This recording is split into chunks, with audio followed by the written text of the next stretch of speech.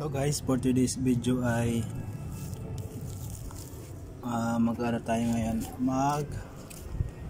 magagasa tayo ng kable. So ito nga pala guys yung aking ginagawa pag wala akong ginagawa. Ito ang aking ginagawa.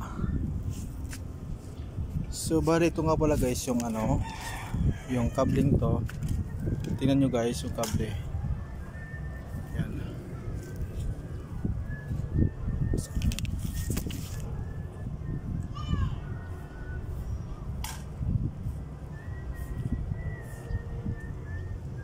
So bali pala guys, medyo makalawang na nga pala.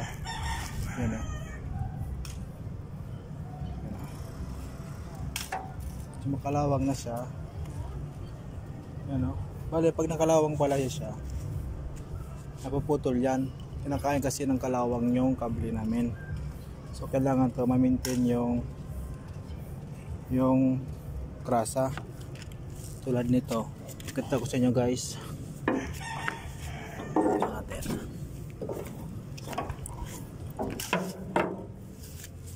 So ayan guys, yan bali yan, pag walang grasa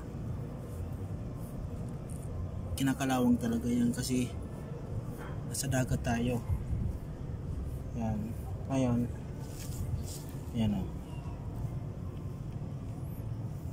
kapag walang grasa yan, posible na magputol naman to. So magpapalit na naman ang kable. So dapat parati to mayroong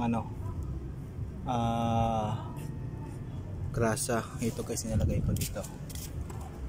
So ayan, bali ito nga pala guys, yan yan yun ang ilagay ko dito para di sa kalawangin. So ngayon guys ay lalagyan ko muna siya ng grasa.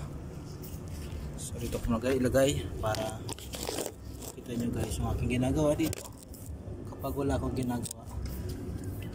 So yan.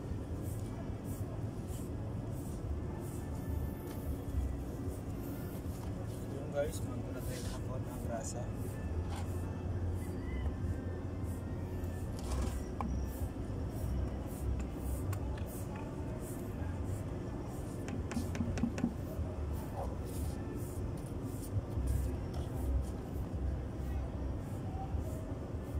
Ito pa pala guys,